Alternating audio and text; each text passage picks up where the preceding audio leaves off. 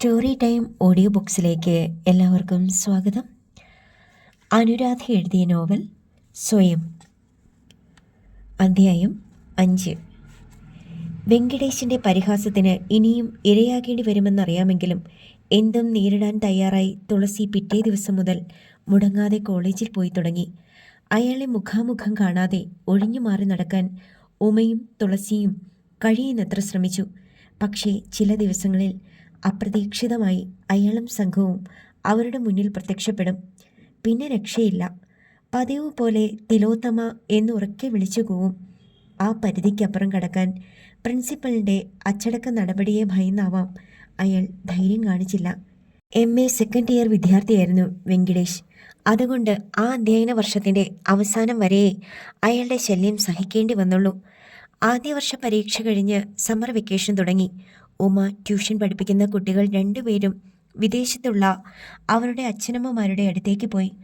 അതുകൊണ്ട് കുറേ നാളത്തേക്ക് ഉമ്മയ്ക്ക് പട്ടണത്തിലേക്ക് പോകേണ്ടി വന്നില്ല.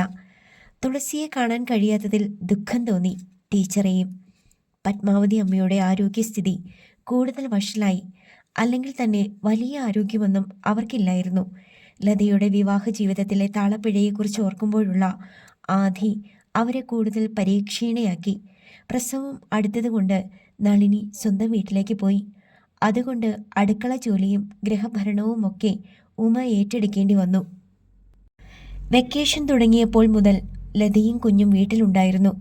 അമ്മയ്ക്ക് മരുന്ന്, നളിനി ഏട്ടത്തിയുടെ പ്രസവ ചെലവ്, ലതയുടെയും കുഞ്ഞിൻ്റെയും ചില്ലറ ആവശ്യങ്ങൾ, ഇതൊക്കെ കൂടി വീട്ടിലെന്നും സാമ്പത്തികമായി പ്രശ്നങ്ങളായിരുന്നു. ഒരു ദിവസം കാലത്ത് തികച്ചും അപ്രതീക്ഷിതമായി ശിവപ്രസാദ് വീട്ടിൽ വന്ന് കയറി. ശരവേഗത്തിൽ നേരെ ലതയുടെ മുന്നിൽ ചെന്ന് കുഞ്ഞിനെ ബലം പ്രയോഗിച്ച് കയ്യിൽ വാങ്ങിയ ശേഷം അയാൾ രോഷത്തോടെ അലറി. പണവും കൊണ്ടുവരാമെന്ന് പറഞ്ഞിട്ട് നീ ഇവിടെ സുഖവാസമാണല്ലേടി? ബഹളം കേട്ട് അടുക്കള ജോലിയിൽ ഏർപ്പെട്ടിരുന്ന ഉമ വന്നപ്പോൾ ശിവപ്രസാദ് ലതയെ മുടിക്കെട്ടിൽ കുത്തിപ്പിടിച്ചുകൊണ്ട് മർദ്ദിക്കുന്നതാണ് കണ്ടത്. കുഞ്ഞൊരു ഭാഗത്തിരുന്ന് അലറിക്കരയുന്നു. ലതയുടെ കണ്ണിൽ നിന്ന് കണ്ണുനീർ ധാരയായി ഒഴുകുന്നു. ശരീരം അടിമുടി വിറകൊള്ളുന്നു. അമ്മയും അച്ഛനും ഒരു ചെറുവിരൽ പോലും ഉയർത്താതെ പകച്ചു നിൽക്കുന്നു. നളിനി ഏട്ടത്തിയെ ഹോസ്പിറ്റലിൽ അഡ്മിറ്റ് ചെയ്തതുകൊണ്ട് കൃഷ്ണേട്ടൻ ഭാര്യ വീട്ടിലാണ്. അരുതെന്ന് പറയാൻ പോലും ആരുമില്ലാത്ത അവസ്ഥ. ഉമ ഇടയ്ക്ക് കയറി നിന്ന് തടഞ്ഞുകൊണ്ട് അപേക്ഷിച്ചു. ശിവേട്ടാ, ചേച്ചിയെ വിട്. ശിവൻ കോപത്തോടെ അലറി. നീ ആരാടി അത് പറയാൻ? അവളെൻ്റെ ഭാര്യയാണ്. ഞാൻ അവളെ തല്ലും കൊല്ലും, എന്ത് വേണമെങ്കിലും ചെയ്യും. അയാളിൽ നിന്ന് മദ്യത്തിൻ്റെ രൂക്ഷഗന്ധം അവിടെ എങ്ങും പരന്നു. ഉമയുടെ ക്ഷമയേറ്റു. കണ്ണുകളിൽ കോപത്തിൻ്റെ തീയാളി. ലതയെ പിടിച്ചു വലിച്ച് തൻ്റെ പിറകിലേക്ക് മാറ്റി നിർത്തിയിട്ട് ഉമ പറഞ്ഞു, ഭാര്യ ആയതുകൊണ്ട് നിങ്ങൾക്ക് എന്തും ചെയ്യാമെന്ന് വിചാരിക്കണ്ട. ഞങ്ങൾ പോലീസ് സ്റ്റേഷനിൽ പരാതി കൊടുത്താൽ നിങ്ങൾക്ക്... ഓഹോ, അപ്പോൾ നീ എന്നെ ജയിലിൽ കയറ്റാൻ പോവുകയാണോ? എന്നാൽ അതൊന്ന് കാണട്ടെ. അയാൾ ലതയെ ഉമയുടെ കൈവലയത്തിൽ നിന്ന് വിടുവിച്ച് വലിച്ചിഴച്ചുകൊണ്ട് വെല്ലുവിളിച്ചു. വാശിമുത്ത അയാൾ ലതയെ കൂടുതൽ ക്രൂരമായി തല്ലിച്ചതയ്ക്കാൻ തുടങ്ങി. മര്യാദയ്ക്ക് ചേച്ചിയെ വിടാനാ പറഞ്ഞത്, അല്ലെങ്കിൽ... കുറുപ്പും പത്മാവതി അമ്മയും ഒരേ സ്വരത്തിൽ അവളെ തടഞ്ഞു. ഉമേ, നീ ഇങ്ങോട്ട് മാറി നിൽക്ക്. അവരുടെ സ്വരത്തിലെ വിധേയത്വം ശിവപ്രസാദിന് കൂടുതൽ ധൈര്യമേകി. അയാൾ നിർദ്ദയൻ ലതയെ മർദ്ദിക്കാനും മുടി പിടിച്ചിഴിക്കാനും തുടങ്ങി. ഉമയ്ക്ക് കൂടുതൽ ക്ഷമിക്കാനായില്ല. ലതയെ ആ നരാധമന്റെ കയ്യിൽ നിന്ന് രക്ഷിക്കുക എന്ന ഏക ലക്ഷ്യമേ അവളുടെ മനസ്സിൽ അപ്പോൾ ഉണ്ടായിരുന്നുള്ളൂ. ഒറ്റ കുതിപ്പിന് അടുക്കളയിൽ കൂട്ടിയിട്ടിരിക്കുന്ന വിറക് കള്ളികളിൽ ഒന്നെടുത്തുകൊണ്ട് അവൾ പാഞ്ഞു വന്ന് ശിവന്റെ ശരീരത്തിൽ ആഞ്ഞടിച്ചു. വേദനയാൽ പൊളഞ്ഞുകൊണ്ട് അയാൾ ലതയുടെ മുടിയിൽ നിന്ന് പിടിവിട്ട് ഒരു ഭാഗത്തേക്ക് മറിഞ്ഞു വീണു.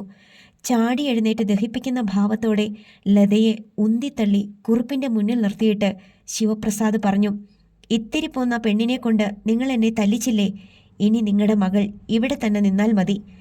പത്മാവതിയുടെ കയ്യിൽ നിന്ന് കുഞ്ഞിനെ തട്ടിപ്പറിച്ചെടുത്തുകൊണ്ട് അസ്തപ്രജ്ഞരായി നിന്നിരുന്ന കുറുപ്പിനും പത്മാവതി അമ്മയ്ക്കും തടയാൻ കഴിയും മുമ്പ് ഒരു കൊടുങ്കാറ്റ് പോലെ ശിവപ്രസാദ് ഇറങ്ങി നടന്നു. ആർത്തലച്ചുകൊണ്ട് ലത അയാളുടെ പിറകെ ഓടി. എൻ്റെ മോനെ കൊണ്ടുപോകല്ലേ? അവൾ അയാളുടെ കാലിൽ കയറി പിടിച്ചുകൊണ്ട് കേണപേക്ഷിച്ചു. ശിവൻ ശക്തിയോടെ കാൽ കുടഞ്ഞപ്പോൾ ലത പിറകോട്ട് മലച്ചു വീണു. അയാൾ ഗേറ്റ് കടന്ന് നടന്നു മറിഞ്ഞു. അയാളുടെ കയ്യിലിരുന്ന കുഞ്ഞ് ഞെളിവിരി കൊണ്ട് വാവിട്ട് കരയുന്നുണ്ടായിരുന്നു. ഒരു ഭ്രാന്തിയെപ്പോലെ ഗേറ്റ് കടന്ന് പുറത്തേക്ക് ഓടാൻ തുടങ്ങിയ ലതയെ ഉമയും കുറുപ്പും കൂടി ബലം പ്രയോഗിച്ച് വീട്ടിനകത്തേക്ക് കൊണ്ടുവന്നു. ലതയെ കട്ടിലിൽ കിടത്തിയിട്ട് കുറുപ്പ് ഉമയുടെ നേരെ തിരിഞ്ഞു. അസത്ത്, നീ എന്ത് ഭാവിച്ചോണ്ടാ ഇങ്ങനെ കലി തുള്ളിയത്? ചേച്ചി ഒരു ദൈവവുമില്ലാതെ തല്ലുകയും ചവിട്ടുകയും ചെയ്യുന്നത് കണ്ടപ്പോൾ അവളുടെ സ്വരത്തിൽ കുറ്റബോധത്തിന്റെ ഒരു കണിക പോലും ഉണ്ടായിരുന്നില്ല. അതിനിവിടെ ഞാനില്ലേ? അവളെ 10 മാസം ചുമന്നു പെറ്റ അവളുടെ അമ്മയില്ലേ? ഞങ്ങൾക്ക് തോന്നാത്ത വേവലാതി നിനക്കെന്തിനാ? എന്നിട്ട് അച്ഛൻ എന്താ ഒന്ന് തടയാൻ പോലും ശ്രമിക്കാതിരുന്നത്? അത് അവളെ തല്ലിയത് അവളുടെ ഭർത്താവായതുകൊണ്ട്. അപ്പോൾ ചേച്ചിയെ ഇത്രയധികം ദ്രോഹിക്കുന്നത് കണ്ടിട്ടും അച്ഛൻ അതിൽ യാതൊരു എതിർപ്പുമില്ലെന്നോ? അച്ഛൻ്റെ മകളല്ലേ ചേച്ചി? ഇങ്ങനെ സംസാരിക്കാൻ അച്ഛൻ എങ്ങനെ കഴിയുന്നു? ലതയുടെ അരികിലിരുന്ന് 2ാം മുണ്ടിൻ്റെ തലപ്പുകൊണ്ട് കണ്ണുനീർ തുടച്ചുകൊണ്ട് ഗദ്ഗത സ്വരത്തിൽ പത്മാവതിയമ്മ ഉമയെ ശകാരിച്ചു. അപ്പോൾ നീ അവളെ കൂടുതൽ സങ്കടപ്പെടുത്തുകയല്ലേ ചെയ്തത്? ഇനി ശിവൻ അവളെ അവൻ്റെ വീട്ടിൽ കയറ്റുമെന്ന് ആര് കണ്ടു? ആ കുഞ്ഞിൻ്റെ കളിയും ചിരിയും കണ്ടെങ്കിലും അവൾക്കിത്തിരി ആശ്വാസം കിട്ടുന്നത് പോലും ഇല്ലാണ്ടാക്കിയില്ലേ നീ? ഇനി എന്താ എൻ്റെ മോളുടെ ഗതി? എൻ്റെ ദേവി! ലതയുടെ തേങ്ങൽ കൂടുതൽ ശക്തമായി. ചേച്ചിയെ എങ്ങനെ സ്വാന്തനിപ്പിക്കണം എന്നറിയാതെ ഉമ ജാളിതയോടെ നിന്നു. വെളുക്കാൻ തേച്ചത് പാണ്ടായി. ശിവേട്ടൻ്റെ മർദ്ദനത്തിൽ നിന്ന് ചേച്ചിയെ രക്ഷിക്കുക എന്ന ഏക ലക്ഷ്യമേ മനസ്സിലുണ്ടായിരുന്നുള്ളൂ. വരും വരായികളെപ്പറ്റി ചിന്തിക്കാനുള്ള സമയം ഉണ്ടായിരുന്നില്ല. തൻ്റെ ചെയ്തികൾ ചേച്ചിക്ക് കൂടുതൽ മനോദുഃഖത്തിനിടവരുത്തുമെന്നറിഞ്ഞിരുന്നെങ്കിൽ ഒരുപക്ഷേ.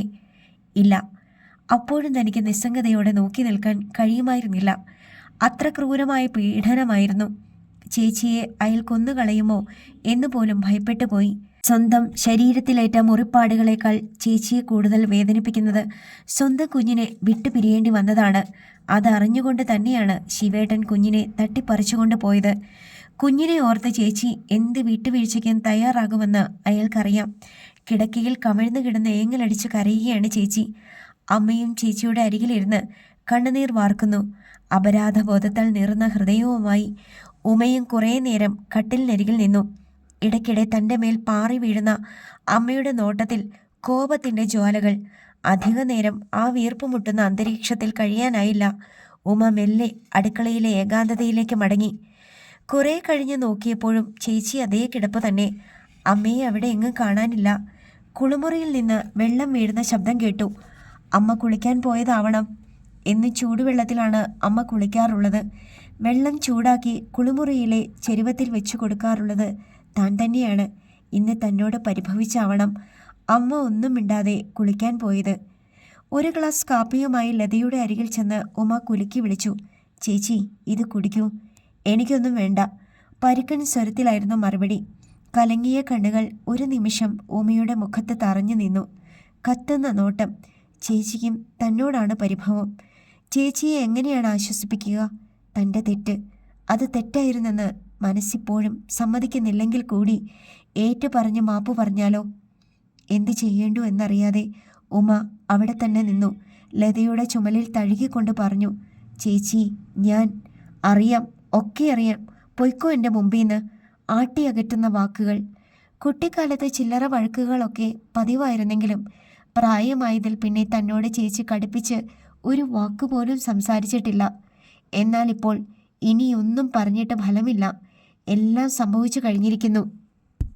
പോം വഴിയെക്കുറിച്ചാണ് ഇനി ചിന്തിക്കേണ്ടത്. കുഞ്ഞിനെ എങ്ങനെയെങ്കിലും ചേച്ചിയുടെ കയ്യിൽ തിരിച്ചെത്തിക്കാൻ കഴിഞ്ഞാൽ മതിയായിരുന്നു. പോലീസ് സ്റ്റേഷനിൽ പരാതി കൊടുക്കുകയാണ് ഉചിതമായ നടപടി.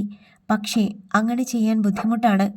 ചേച്ചിയുടെ വിവാഹബന്ധം കൂടുതൽ ദുർബലപ്പെടുത്തുന്ന ഒരു നടപടിക്കും അച്ഛൻ തയ്യാറാവുകയില്ല.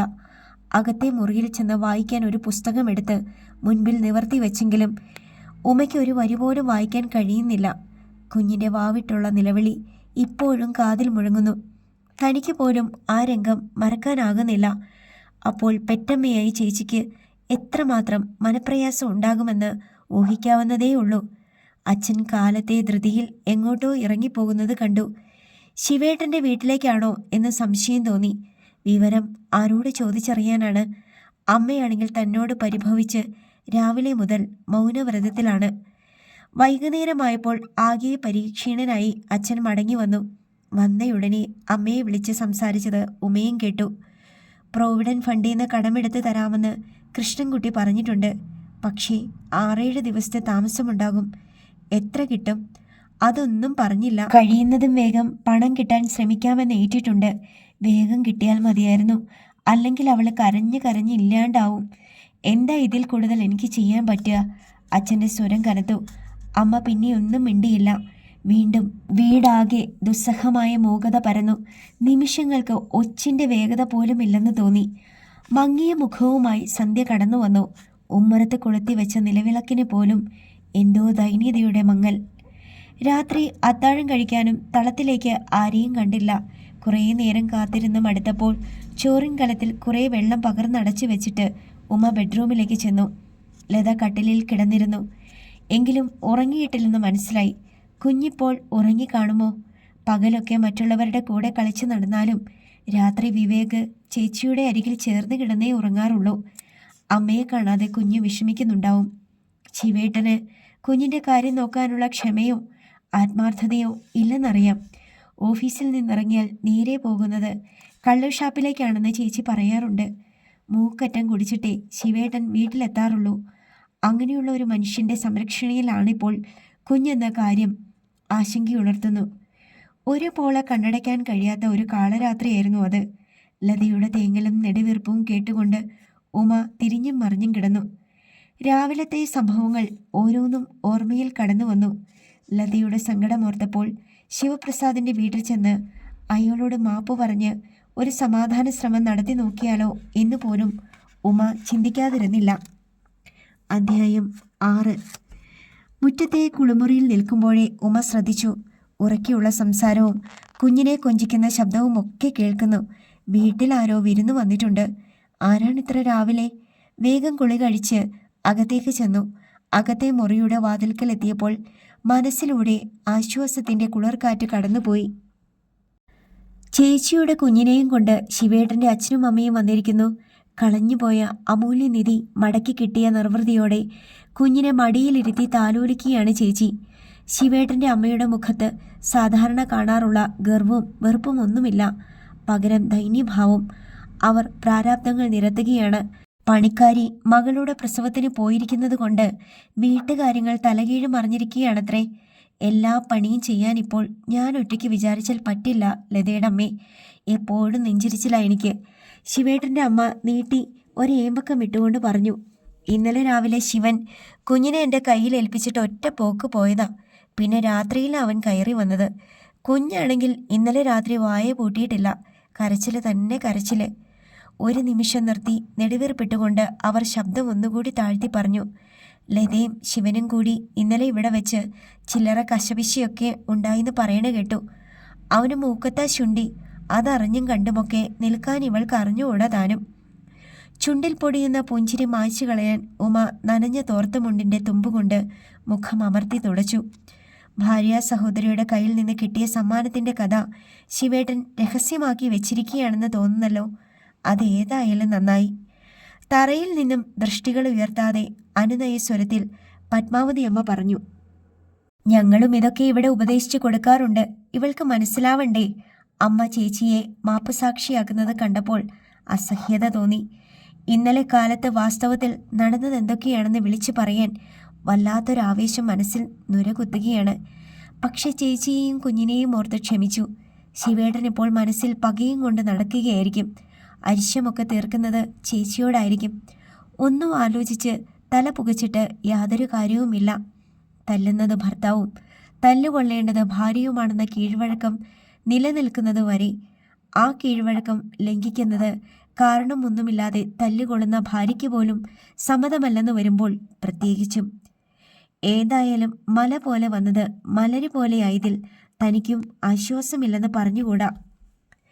വീട്ടുപണിക്ക് ആളില്ലാതെ വന്നതിനാലാവാം ചേച്ചിയോട് സംസാരിക്കുമ്പോൾ ശിവേട്ടൻ്റെ അമ്മയുടെ വാക്കുകൾക്ക് ഇത്ര മാർദ്ദവം. തനി നിറം പുറത്തെടുക്കുവാൻ ചേച്ചി അവരുടെ വീട്ടിലേക്ക് മടങ്ങി വന്നിട്ടാകാമെന്ന് കരുതി കാണും. ഒന്നിനും ഒരു മാറ്റവുമില്ല. ഒന്നിനും. ഉമ നിസ്സംഗതയോടെ എല്ലാം കേട്ടു നിന്നു. വളരെ രമ്യതയുള്ള ബന്ധുക്കളെ പോലെ ഉച്ചയൂണ് കഴിഞ്ഞ് അല്പം വിശ്രമിച്ച ശേഷമേ ശിവൻ്റെ അച്ഛനും അമ്മയും മടങ്ങിയുള്ളൂ. അവർക്ക് ലതയെയും കുഞ്ഞിനെയും അവരുടെ കൂടെ തന്നെ കൊണ്ടുപോകണമെന്നായിരുന്നു. അവസാനം അമ്മയുടെ നിർബന്ധത്തിന് വഴങ്ങി 2 ദിവസം കൂടി ലതയും കുഞ്ഞും ഇവിടെ നിൽക്കട്ടെ എന്ന് സമ്മതിച്ചു. തലേന്ന് രാത്രി മുഴുവൻ തൊണ്ട കീറി കരഞ്ഞതിൻ്റെ ക്ഷീണം കൊണ്ടാവാം കുഞ്ഞ് സന്ധ്യയായപ്പോഴേക്കും തളർന്നു കിടന്നുറക്കമായി. അത്താഴം വിളമ്പിക്കഴിഞ്ഞ് ജോലികളൊക്കെ ഒതുക്കി ഉമയും നേരത്തെ തന്നെ ഉറങ്ങാൻ കിടന്നു. പതിവ് പോലെ ഉറക്കം വരുന്നതുവരെ വായിക്കാൻ പുസ്തകം കയ്യിൽ കരുതിയെങ്കിലും ഒന്നും വായിക്കാൻ തോന്നിയില്ല. തലേന്നത്തെ ഉറക്കമിളപ്പിൻ്റെ ക്ഷീണം കൊണ്ട് കിടന്നയുടനെ ഉറങ്ങിപ്പോയി. ഒരു നിമിഷം മയക്കത്തിൽ നിന്ന് ഞെട്ടി ഉണർന്നപ്പോൾ ആരോ അരികിൽ മാറിൽ കമഴ്ത്തി വെച്ചിരുന്ന പുസ്തകം എടുത്തു മാറ്റുന്നു. നെറ്റിയിൽ വീണ് കിടക്കുന്ന മുടിയിഴകളെ മാടി ഒതുക്കുന്നു. ചേച്ചി. വാത്സല്യത്തിൻ്റെ സ്നിഗ്ധതയിൽ മങ്ങിയ വെളിച്ചത്തിലും തിളങ്ങുന്ന കണ്ണുകൾ. ഉറങ്ങിക്കോ, ഞാൻ വെറുതെ. ഇടറുന്ന സ്വരത്തിൽ ആർദ്രത. എഴുന്നേറ്റ് ചേച്ചിയുടെ കൈ പിടിച്ച് കിടക്കയിലിരുത്തി. ശിവേട്ടനെ ഞാൻ മനഃപൂർവ്വമല്ല. ചേച്ചിയെ വല്ലാതെ ഉപദ്രവിക്കുന്നത് സഹിക്കാനായില്ല. സാരമില്ല, ഒക്കെ എനിക്ക് മനസ്സിലായി. ചുമലുകളിൽ എഴിയുന്ന കൈവിരലുകളിൽ സ്നേഹത്തിൻ്റെ ഇളം ചൂട്. രണ്ടുപേരും പിന്നെ ഒന്നും പറഞ്ഞില്ല. വാചാലമായ മൗനത്തിൻ്റെ നിമിഷങ്ങൾ.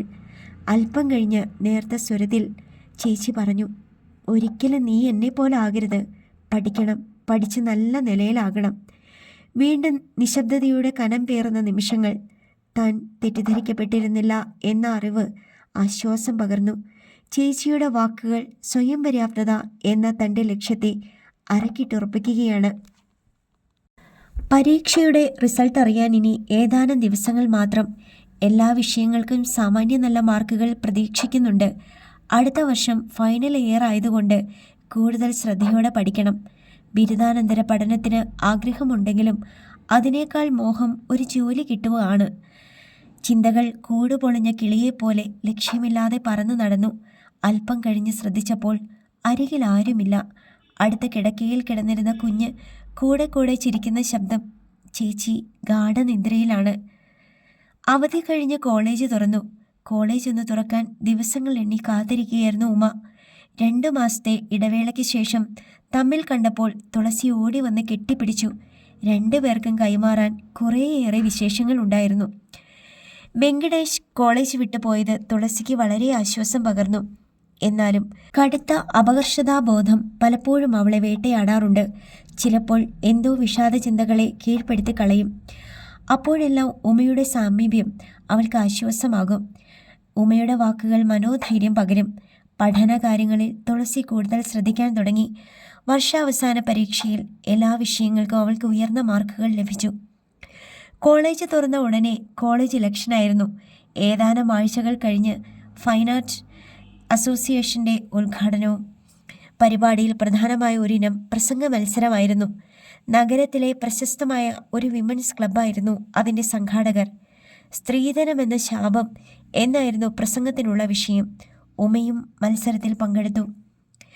പെൺകുട്ടികളുടെ വിഭാഗത്തിൽ ഉമയ്ക്കായിരുന്നു 1ാം സ്ഥാനം. ആൺകുട്ടികളിൽ വിശ്വനാഥൻ എന്ന വിദ്യാർത്ഥിക്കും. ഉമയേക്കാൾ കൂടുതൽ കയ്യടി ലഭിച്ചത് വിശ്വനാഥനാണ്. അർത്ഥപുഷ്ടമായ വാക്കുകൾ കോർത്തിണക്കിയ വിശ്വനാഥൻ്റെ അവതരണ ശൈലിയും മുഴങ്ങുന്ന ആ ശബ്ദവും ഉമയ്ക്കും ഇഷ്ടപ്പെട്ടു. പ്രസംഗ പരമ്പരയുടെ അവസാനം സുശീല ടീച്ചറിൻ്റെ ഉപസംഹാര പ്രസംഗമായിരുന്നു. വിശ്വനാഥൻ്റെ ചില വരികൾ അവർ ഒരിക്കൽ കൂടി വികാരവായ്പോടെ ആവർത്തിച്ചു. സ്വന്തം വാക്കുകൾ അവസാനിപ്പിക്കും മുമ്പ് അവർ പറഞ്ഞു, ഈ നീചമായ വ്യവസ്ഥിതി അവസാനിപ്പിക്കാൻ മുൻകൈ എടുക്കേണ്ടത് നിങ്ങളാണ്. പ്രസംഗങ്ങൾ കേൾക്കുന്നതുകൊണ്ടോ കൈയടിച്ച് അഭിപ്രായ ഐക്യം വെളിപ്പെടുത്തിയതുകൊണ്ടോ മാത്രമായില്ല, അത് പ്രവൃത്തിയിൽ കൊണ്ടുവരാനാണ് നിങ്ങൾ ഓരോരുത്തരും ശ്രമിക്കേണ്ടത്. അടുത്ത 10-12 വർഷങ്ങൾക്കുള്ളിൽ നിങ്ങളിൽ 90% വിവാഹിതരായി കഴിഞ്ഞിരിക്കും. അതിൽ എത്ര പേർ സ്ത്രീധനമെന്ന പാപക്കറ പുരളാത്തവരായി ഉണ്ടാവും? ഇപ്പോൾ ഇവിടെ നടന്ന ചർച്ചയിലെ തീയുതിരുന്ന വരികളെക്കുറിച്ച് വർഷങ്ങൾക്ക് ശേഷവും നിങ്ങൾ ഓർമ്മിക്കുമോ? ഓർമ്മിക്കാൻ വഴിയില്ല. അതുകൊണ്ട് ഒരു സത്യപ്രതിജ്ഞയിലൂടെ നമുക്ക് ഈ ഓർമ്മകൾ നിലനിർത്താൻ ശ്രമിക്കാം. സദസ്സ് കൈയടിച്ച് ടീച്ചർക്ക് പ്രോത്സാഹനം നൽകി. ടീച്ചറുടെ നിർദ്ദേശപ്രകാരം എല്ലാവരും സീറ്റിൽ നിന്ന് എഴുന്നേറ്റ് ചൊല്ലിക്കൊടുത്ത വാക്കുകൾ ആവേശപൂർവ്വം ഏറ്റുപറഞ്ഞു. എന്തൊക്കെ എതിർപ്പുകൾ ഉണ്ടായാലും ഒരിക്കലും സ്ത്രീധനം വാങ്ങുകയോ നൽകുകയോ ചെയ്യുന്നതല്ല. ഇത് സത്യം, സത്യം, സത്യം. കുറേ നേരത്തേക്ക് ആർപ്പുവിളികളും കയ്യടികളും കൊണ്ട് ഓഡിറ്റോറിയം ശബ്ദമുഖരിതമായി. ചടങ്ങുകൾ കഴിഞ്ഞ് പുറത്തേക്കിറങ്ങുമ്പോൾ തുളസി ചോദിച്ചു, നിനക്ക് തോന്നുന്നുണ്ടോ ഉമേ, ഈ സത്യം ചെയ്യൽ കൊണ്ടൊക്കെ പ്രത്യേകിച്ച് എന്തെങ്കിലും ഗുണമുണ്ടാകുമെന്ന്? കാര്യത്തോടെടുക്കുമ്പോൾ എല്ലാവരും ഇതൊക്കെ മറക്കും. ഇന്ന് ആൺപിള്ളേര് മര്യാദാരാമന്മാരെ പോലെ കയ്യും നീട്ടി നിന്ന് സത്യപ്രതിജ്ഞ എടുക്കുന്നത് കണ്ടപ്പോൾ എനിക്ക് കൂക്കി വിളിക്കാനാണ് തോന്നിയത്. എല്ലാം വെറും നാട്യം. ഉമയ്ക്ക് ആ അഭിപ്രായത്തോട് യോജിക്കാനായില്ല. എല്ലാവരും ഒരുപോലെ ആവില്ലല്ലോ തുളസി. കുറേ പേരെങ്കിലും ആത്മാർത്ഥതയോടെയാകും പ്രതിജ്ഞയെടുത്തത്. അത് നിനക്കെങ്ങനെ അറിയാം? ശരി, അതിലൊരാളെക്കുറിച്ചെങ്കിലും നിനക്ക് 100% ഉറപ്പ് തരാൻ കഴിയുമോ?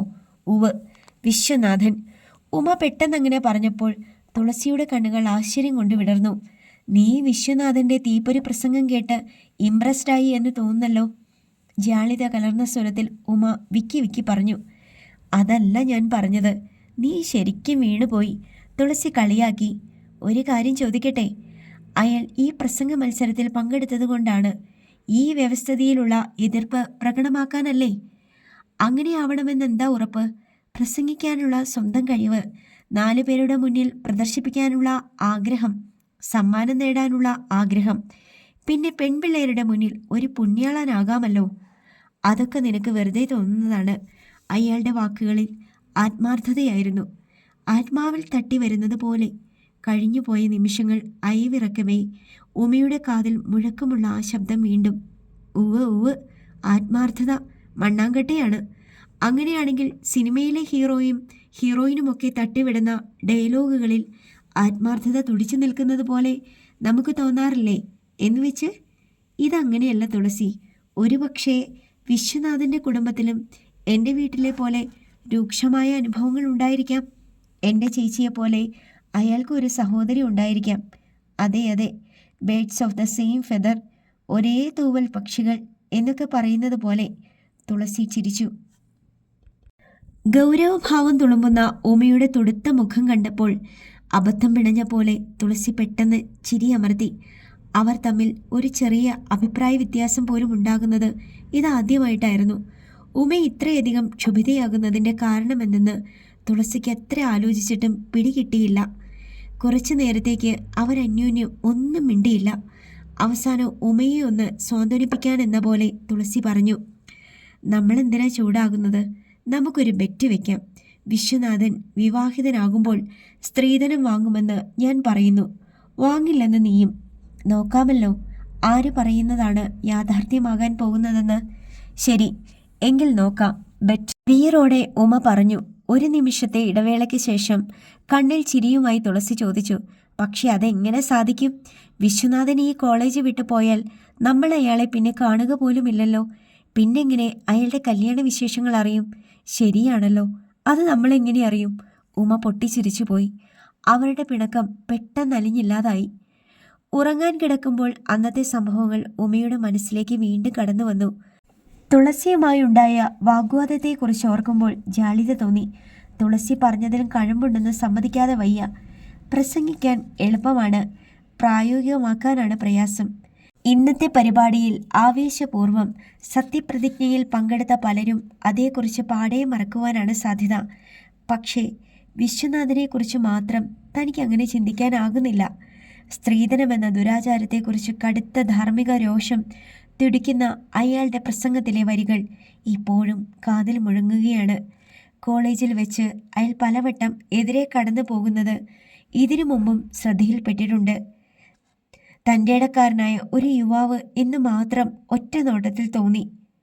ഇത്ര നല്ല പ്രാസംഗികനാണ് വിശ്വനാഥൻ എന്നപ്പോൾ മനസ്സിലാക്കിയിരുന്നില്ല. 1ാം സമ്മാനം അനൗൺസ് ചെയ്തപ്പോൾ വിശ്വനാഥൻ ഫൈനൽ ഇയർ MA എന്നാണ് വിളിച്ചു പറഞ്ഞത്. വിശ്വനാഥനും തനിക്കുമുള്ളതുപോലെ ഭർതൃഗ്രഹത്തിൽ പീഡനം അനുഭവിക്കുന്ന ഒരു സഹോദരി ഉണ്ടാകുമോ? തുളസിയുടെ വാക്കുകൾ ഓർമ്മ വന്നപ്പോൾ ചിരി വന്നു. ഒരേ തൂവൽ പക്ഷികൾ. അവളെന്തോ അർത്ഥം വെച്ചാണങ്ങനെ പറഞ്ഞതെന്ന് തോന്നുന്നു. വിശ്വനാഥനെ താൻ ഇത്രയധികം പുകഴ്ത്തി പറഞ്ഞപ്പോൾ അവൾക്കെന്തെങ്കിലും സംശയം തോന്നിയോ? വിശ്വനാഥൻ്റെ പ്രസംഗവും സത്യപ്രതിജ്ഞയും വെറും അധര വ്യായാമമല്ലെന്ന് തുളസി പറഞ്ഞപ്പോൾ താൻ എന്തിനാണിത്ര ക്ഷോഭിച്ചത്? അവൾ തന്നെക്കുറിച്ച് എന്തോ വിചാരിച്ചിട്ടുണ്ടാവുക. ഇല്ല, ഒന്നുമില്ല, ഉമ മനസ്സിൽ മന്ത്രിച്ചു. അധ്യായം 7. സന്ധ്യയ്ക്ക് തുളസിത്തറയിൽ വിളക്ക് വയ്ക്കാൻ ഉമ മുറ്റത്തേക്ക് ഇറങ്ങുമ്പോഴാണ് ശിവപ്രസാദിൻ്റെ വീട്ടിൽ പോയിരുന്ന കുറുപ്പ് മടങ്ങിയെത്തിയത്. ഗേറ്റ് തുറക്കുന്ന ശബ്ദം കേട്ട് പത്മാവതി അമ്മയും ഉമ്മറത്തേക്ക് ഓടി വന്നു. ഉമയും ആകാംക്ഷയോടെ കാതോർത്തു. എന്തൊക്കെയാണ് ശിവേട്ടൻ്റെ വീട്ടിലെ വിശേഷങ്ങൾ? ചേച്ചിക്ക് സുഖമാണോ? ചേച്ചി എന്തു പറഞ്ഞു? കുഞ്ഞെങ്ങനെയിരിക്കുന്നു? കൃഷ്ണകുമാറിന് ഓഫീസിൽ നിന്ന് ലോൺ അനുവദിച്ച് കിട്ടിയത് ഇന്നലെയാണ്. അപേക്ഷ കൊടുത്ത് ഏതാണ്ട് 2-3 മാസത്തിന് ശേഷം അല്പം വൈകിട്ടാണെങ്കിലും ശിവപ്രസാദിന് കൊടുക്കാനുള്ള സ്ത്രീധനത്തിൻ്റെ ബാക്കി തുക കൊടുത്ത് കണക്ക് തീർക്കാമെന്ന് പറഞ്ഞാണ് കുറുപ്പ് പണവുമായി ശിവപ്രസാദിൻ്റെ വീട്ടിലേക്ക് പോയത്. എന്തൊക്കെയാ അവിടുത്തെ വിശേഷം? പത്മാവതി അമ്മ ചോദിച്ചു. ആഹാ, കുഴപ്പമൊന്നുമില്ല. കുറുപ്പ് ഒറ്റ വാക്കിൽ മറുപടി നൽകി. ശിവൻ എന്തു പറഞ്ഞു? എന്തു പറയാനാ, പൈസ വാങ്ങിവെച്ചു. ഇനി ലതയും കുട്ടികളെയും ഇങ്ങോട്ട് അയക്കില്ലാത്രേ. അയാളും ഇങ്ങോട്ട് വരില്ലാന്ന്. അതെന്താ? ആണുങ്ങളെ കയറി അടിക്കുന്ന പെണ്ണുങ്ങൾ ഉള്ളിടത്ത് വന്ന് നിന്നാൽ സ്വന്തം ഭാര്യയുടെ സ്വഭാവവും വഷളാവൂത്രേ. ആഹാ, അതൊക്കെ ഞാൻ എന്നേ വിചാരിച്ചതാ. ഏതായാലും ശിവൻ അവളെ കൂടെ താമസിപ്പിക്കുന്നുണ്ടല്ലോ. അത് തന്നെ ഭഗവതിയുടെ അനുഗ്രഹം. ഇനി അവളായി അവളുടെ പാടായി. കൊടുക്കാൻ ഏറ്റതൊക്കെ കൊടുത്തുവല്ലോ. ഇനിയൊക്കെ അവളുടെ വിധി. ഭർത്താവിൻ്റെ ഇഷ്ടം എങ്ങനെയാന്ന് വെച്ചാൽ അങ്ങനെ. പെണ്ണുങ്ങൾ അങ്ങനെയല്ലേ നടക്കാൻ പാടുള്ളൂ. അവരുടെ സംഭാഷണം കേട്ടു നിന്നപ്പോൾ ശരിക്കും ഉമയ്ക്ക് കലി കയറി. മകളെ കാണാൻ പോയ അച്ഛന് മകളുടെ സുഖവിവരങ്ങളെക്കുറിച്ചൊന്നും പറയാനില്ല. ചുമതല അവസാനിച്ചല്ലോ എന്ന ആശ്വാസമാണ്. അമ്മയാണെങ്കിൽ ശിവേട്ടൻ്റെ കർക്കശ തീരുമാനത്തിൽ യാതൊരു തെറ്റ് കാണാതെ സ്ത്രീധർമ്മത്തെക്കുറിച്ച് പ്രസംഗിക്കുന്നു. മകൾക്ക് സ്വന്തം വീട്ടിൽ വരാനുള്ള സ്വാതന്ത്ര്യം നിഷേധിക്കപ്പെടുമ്പോഴുള്ള മനോവേദനയെക്കുറിച്ച് രണ്ടുപേരും ചിന്തിക്കുന്ന പോലുമില്ല. അതെങ്ങനെ? ഓർമ്മ വെച്ച നാൾ മുതൽ അവരുടെ ബുദ്ധിയിൽ പതിഞ്ഞുപോയ ഈ സങ്കല്പം അതാണല്ലോ. പുരുഷന്റെ ഇഷ്ടാനിഷ്ടങ്ങൾക്കൊത്ത് ചലിക്കുന്ന ഒരു കളിപ്പാവയാണ് സ്ത്രീ. പുരുഷന്റെ വെറും ഒരു നിഴൽ. സ്ത്രീ സ്വാതന്ത്ര്യമർഹതി എന്ന് നൂറ്റാണ്ടുകൾക്ക് മുമ്പ് താളിയോല ഗ്രന്ഥങ്ങളിൽ മനു കുറിച്ചു വെച്ചു. ആ സങ്കല്പം നിലനിർത്താനാണ് എല്ലാവർക്കും ഉത്സാഹം. ആദർശ വനിതകളായി ചൂണ്ടിക്കാണിക്കാൻ പുരാണങ്ങളിൽ അനേകം കഥാപാത്രങ്ങളുണ്ട്. അവരുടെ ധർമ്മ സങ്കടങ്ങൾക്ക് ത്യാഗത്തിൻ്റെയും അസഹനീയതയുടെയും നിറക്കൂട്ടുകൾ കലർത്താനായിരുന്നു കവികൾക്കും താല്പര്യം.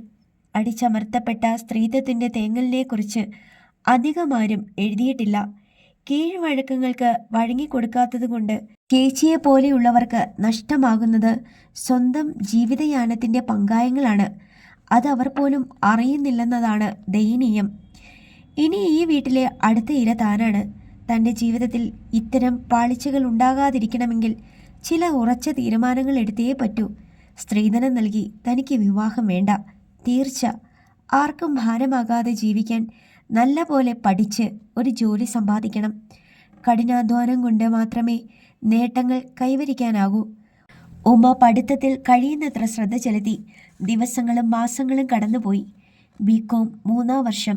പഠിക്കാൻ ധാരാളം ഉണ്ടായിരുന്നുവെങ്കിലും വായനയ്ക്ക് പരിമിതമായ സമയം മാത്രമേ നീക്കിവെക്കാനായുള്ളൂ.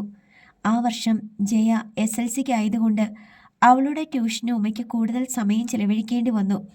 ഞായറാഴ്ച ഒഴികെ ഒറ്റ ദിവസങ്ങളിലൊക്കെ ട്യൂഷൻ എടുക്കാൻ പോകണം.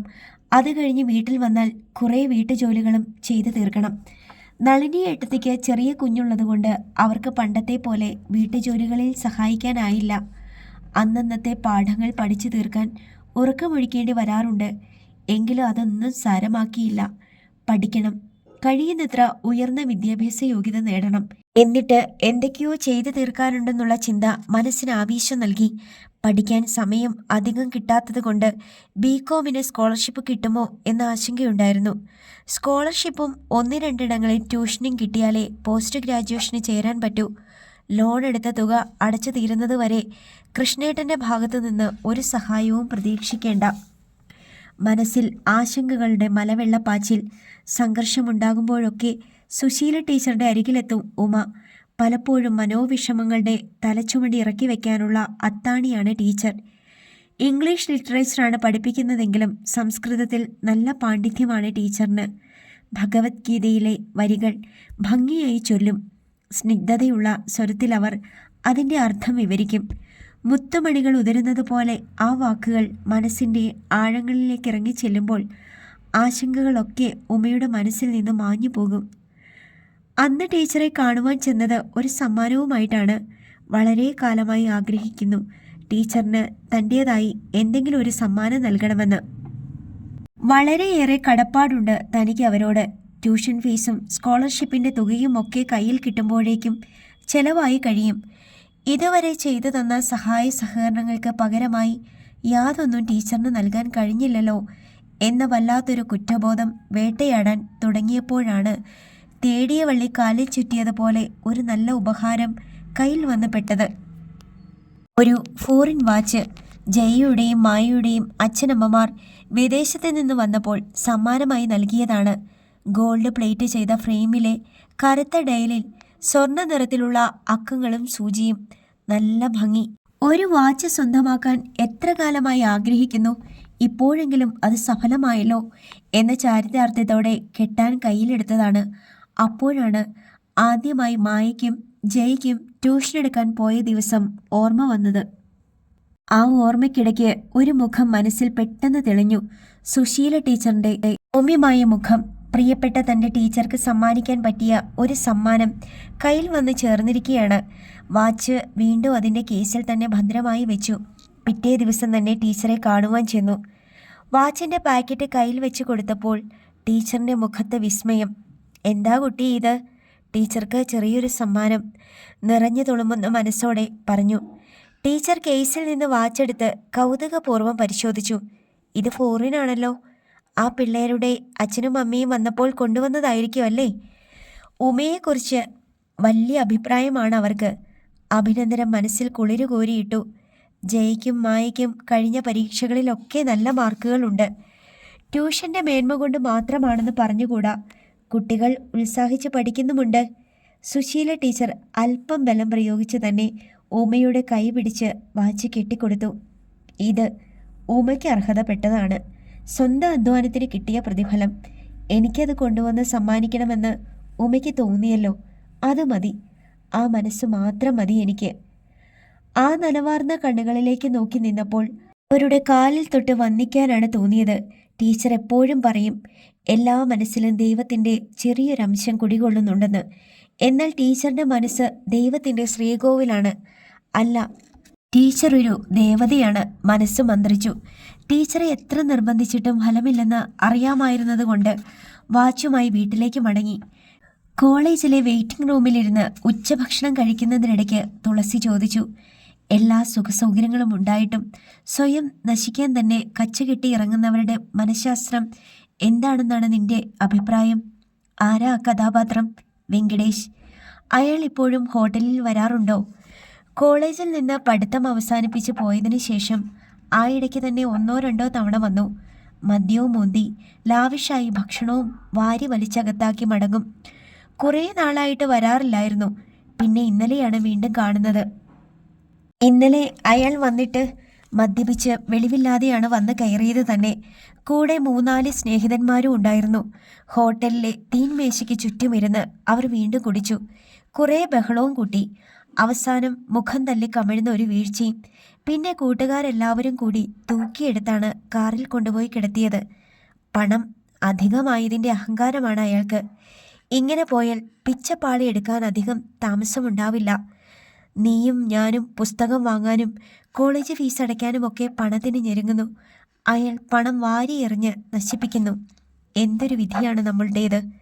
സമാധാനിക്കും മോളെ, നമുക്കും നല്ല കാലം വരും. കണ്ണിൽ ചിരിയുമായി തുളസി പറഞ്ഞു. അവളുടെ ലാഘവ ഭാവം കണ്ടപ്പോൾ ഉമയോർത്തു, പണ്ടൊക്കെ തുളസി ഹൃദയം തുറന്നൊന്ന് ചിരിക്കുന്നത് കാണാൻ എന്ത് കൊതിയായിരുന്നു. പക്ഷേ ഇപ്പോഴവളുടെ സ്വഭാവത്തിന് കൂടുതൽ പക്വത വന്നിരിക്കുന്നു. ഈയിടെയായി അവളുടെ മുഖത്ത് എപ്പോഴും പുഞ്ചിരിയാണ്. ലക്ഷ്യത്തോടടുക്കുന്നവരുടെ ആത്മസംതൃപ്തിയാണത്. കോളേജിലെ ലെറ്റർ ബോർഡിൽ ഒരു കത്ത് ഉമയെയും പ്രതീക്ഷിച്ചിരിക്കുന്നു. സഹവിദ്യാർത്ഥിനി അപർണയാണ് ആ വാർത്ത ഉമയെ അറിയിച്ചത്. കത്ത് ആരുടേതാണ്? ഉമയ്ക്ക് വിസ്മയം. ആദ്യമായാണ് കോളേജ് അഡ്രസ്സിൽ തനിക്ക് കത്ത് വരുന്നത്. ലെറ്റർ ബോർഡിൽ നിന്ന് കത്ത് കയ്യിലെടുത്തപ്പോൾ തന്നെ മേൽവിലാസം എഴുതിയ കൈയക്ഷരം ആരുടേതാണെന്ന് മനസ്സിലായി. ചേച്ചിയുടെ കത്ത്. എന്തുകൊണ്ടാവാം ചേച്ചി കത്ത് ഈ അഡ്രസ്സിൽ അയച്ചത്? കത്തിലെ വിശേഷങ്ങൾ അത്ര ശുഭകരമാകാൻ വഴിയില്ല. ഒരു പക്ഷേ കത്തിലെ വിവരങ്ങൾ അച്ഛനും അമ്മയും അറിയേണ്ടെന്ന് കരുതിയിരിക്കാം. ഒരൊഴിഞ്ഞ കോണിലേക്ക് നീങ്ങി നിന്ന് കവർ തുറന്ന് കത്തെടുത്ത് വായിക്കാൻ തുടങ്ങി. എത്രയും പ്രിയപ്പെട്ട ഉമ അറിയുവാൻ, അന്ന് ശിവേട്ടൻ്റെ ഇടപാട് തീർക്കാനുള്ള പണവുമായി അച്ഛൻ ഇവിടെ വന്ന് പോയിട്ടിപ്പോൾ മാസം 6-7 കഴിഞ്ഞു. പിന്നെ ആരും ഇങ്ങോട്ട് തിരിഞ്ഞു നോക്കിയിട്ടില്ല. എന്നെ അങ്ങോട്ട് അയക്കില്ലെന്ന വാശിയിലാണ് ശിവേട്ടൻ. എല്ലാവരും എന്നെ മറന്നെങ്കിലും ഞാൻ നിങ്ങളെയൊക്കെ ഓർമ്മിക്കാത്ത ദിവസമില്ല. എനിക്ക് എല്ലാവരെയും കാണുവാൻ ധൃതിയായി. അച്ഛനോടും അമ്മയോടും ഒന്നിവിടം വരെ വരാൻ പറയണം. കൃഷ്ണേട്ടൻ്റെ കുഞ്ഞിനെ ഒരു നോക്ക് കാണാൻ കൊതി തോന്നുന്നു. കുഞ്ഞിന് കൃഷ്ണേട്ടൻ്റെ ഛായയാണോ അതോ നളിനി ഏട്ടത്തിയുടെയോ? നളിനി ഏട്ടത്തിക്ക് സുഖമല്ലേ? രണ്ടുപേരോടും ഇവിടെ വരെ ഒന്ന് വരാൻ പറയണം. എൻ്റെ ദിവസങ്ങൾ അങ്ങനെയൊക്കെ തന്നെ കഴിഞ്ഞു പോകുന്നു. നേരം വെളുത്താൽ രാത്രി വരെ ഒന്നിരിക്കാൻ പോലും ഇട കിട്ടില്ല. സന്ധ്യയ്ക്ക് ശിവേട്ടൻ വന്നാൽ പിന്നെ ശിവേട്ടൻ്റെ തല്ലും കൊട്ടും കൊള്ളണം. ശിവേട്ടന് ഈയിടെ കുടി അധികമായിട്ടുണ്ട്. ചീത്ത കൂട്ടുകെട്ടാണ് ശിവേട്ടനെ വഷളാക്കുന്നത്. ശിവേട്ടൻ്റെ സ്വഭാവം മാറിക്കിട്ടാൻ ഞാൻ നിത്യവും പ്രാർത്ഥിക്കുന്നുണ്ട്. ചിലപ്പോൾ എനിക്ക് ജീവിതം തന്നെ അവസാനിപ്പിച്ചാലോ എന്ന് തോന്നും. പിന്നെ വിവേകിൻ്റെ മുഖം കാണുമ്പോൾ അവനെ ഓർത്താണ് ഞാൻ ജീവിക്കുന്നത് തന്നെ. നീ ഈ കാര്യങ്ങളൊക്കെ അച്ഛനോടും അമ്മയോടും പറയുകയൊന്നും വേണ്ട. അമ്മയുടെ മനസ്സ് വേദനിക്കും. നീ അവരെ രണ്ടുപേരെയും നിർബന്ധിച്ച് ഇങ്ങോട്ട് അയക്കണം. എനിക്ക് നീ മറുപടി അയക്കരുത്. ഏട്ടനെങ്ങാനും കണ്ടാൽ പിന്നെ അതിനാവും ശകാരം. പിന്നെ അച്ഛനും അമ്മയും വരുമ്പോൾ നീ വരണ്ട. കാണാൻ ആഗ്രഹമില്ലാഞ്ഞിട്ടല്ല, ശിവേട്ടൻ്റെ വീട്ടുകാർ നിന്നെ അപമാനിക്കുന്നത് കാണാൻ വയ്യാഞ്ഞിട്ടാണ് എന്ന് സസ്നേഹം ചേച്ചി. ഉമ സ്ഥലകാലങ്ങൾ മറന്ന പോലെ ചേതന നഷ്ടപ്പെട്ട് കയ്യിൽ കത്തുമായിരുന്നു. കത്തിൻ്റെ താളുകളിൽ ചേച്ചിയുടെ മുഖം തെളിഞ്ഞു. എല്ലാവരും തന്നെ മറന്നുവോ എന്ന ചോദ്യം മുഴങ്ങുന്നു. ശിവേട്ടൻ എന്തെങ്കിലും തട്ടുമുട്ട് പറഞ്ഞ് ഇനിയും പണം ആവശ്യപ്പെട്ടാലോ എന്ന് ഭയന്നിട്ടാവാം അച്ഛൻ ചേച്ചിയെ കാണാൻ പോകാതെ ഒഴിഞ്ഞു മാറി നിൽക്കുന്നത്. അതോ അടച്ചു തീർത്ത കടപ്പത്രത്തിലെ രേഖകൾ പോലെ മകളുടെ രൂപവും അച്ഛൻ്റെ മനസ്സിൽ നിന്നും മാഞ്ഞുപോയോ? ചേച്ചിയെ ഒന്ന് കാണാൻ മോഹം തോന്നി. തന്നെ കാണണമെന്ന് ചേച്ചിയും ആഗ്രഹിക്കുന്നുണ്ടാവും തീർച്ച. ശിവേട്ടനെ ഭയന്നാണ് അങ്ങോട്ട് ചെല്ലേണ്ടെന്ന് ചേച്ചി എഴുതിയിരിക്കുന്നത്. ഏതായാലും ശിവേട്ടൻ്റെ വീട്ടിൽ ഉമയെന്ന ധിക്കാരി പെണ്ണിന് ഒരു ദിവസം പോയേ മതിയാകൂ. ഒരിക്കൽ മാത്രം. ഇപ്പോഴല്ല. സ്വന്തം കാലിൽ നിൽക്കാനുള്ള കഴിവ് നേടിയിട്ട് നല്ലൊരു ജോലി സമ്പാദിച്ചിട്ട് ചേച്ചിയെയും കുഞ്ഞിനെയും പുലർത്താനുള്ള കഴിവുണ്ടായിട്ട് അന്ന് ചേച്ചിയെയും കുഞ്ഞിനെയും വിളിച്ചിറക്കിക്കൊണ്ട് വരണം. പിറകിൽ നിന്ന് തുളസിയുടെ സ്വരം ഉമയെ ചിന്തയിൽ നിന്നുണർത്തി. നീ ഇവിടെ നിൽക്കുകയാണോ? സെക്കൻഡ് ബെല്ലു അടിച്ചു. വേഗം വാ. അവർ ധൃതിയിൽ ക്ലാസ് മുറിയിലേക്ക് നടന്നു. ഫൈനൽ ഇയർ പരീക്ഷയുടെ അവസാന ദിവസം. പരീക്ഷ കഴിഞ്ഞ് വീട്ടിലേക്ക് മടങ്ങുകയായിരുന്നു ഉമയും തുളസിയും. സാധാരണ ദിവസങ്ങളിൽ കണ്ടുമുട്ടുന്നത് മുതൽ പിരിയുന്നത് വരെ എത്ര പറഞ്ഞാലും തീരാത്തത്ര വിഷയങ്ങൾ ഉണ്ടാകും രണ്ടുപേർക്കും. അടുത്തടുത്ത സീറ്റുകളിലിരുന്ന് 3 വർഷം പഠിച്ചവരാണ്. അന്ന് അവർക്കിടയിൽ നിശബ്ദത തളം കെട്ടി നിന്നു. നീണ്ട 3 വർഷങ്ങൾ മോഹങ്ങളും മോഹഭംഗങ്ങളും തമ്മിൽ പങ്കുവച്ചു. കൈകോർത്ത് പിടിച്ചുകൊണ്ട് ഉയരങ്ങളിലേക്കുള്ള പടവുകൾ ഒരുമിച്ച് കയറി. ആ പതിവുകളൊക്കെ ഇന്നോടെ അവസാനിക്കും. രണ്ടുപേരുടെയും വഴികൾ ഇന്ന് രണ്ടാണ്. സാഹചര്യങ്ങൾ അനുവദിക്കുമെങ്കിൽ ഉമയ്ക്ക് പോസ്റ്റ് ഗ്രാജുവേഷന് ചേരണമെന്നാണ്.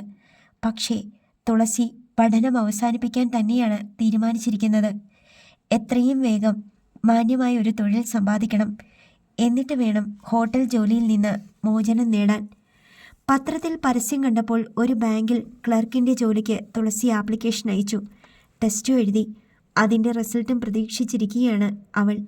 ടെസ്റ്റിൽ നല്ല മാർക്ക് ലഭിക്കുമെന്ന് പ്രതീക്ഷയുണ്ട്. ബസ് സ്റ്റോപ്പിൽ എത്തിയിട്ടും തുളസി വിഷണ്ണതയോടെ അവിടെ നിൽക്കുന്നത് കണ്ടപ്പോൾ ഉമ ചോദിച്ചു, നീ എൻ്റെ വീട്ടിലേക്ക് വരുന്നുണ്ടോ? എനിക്ക് നിന്നെ പിരിഞ്ഞു പോകാൻ തോന്നുന്നില്ല ഉമേ. നമ്മൾക്ക് ഇനി ഇങ്ങനെ ഒരുമിച്ച് നടക്കാൻ ഒക്കുമോ?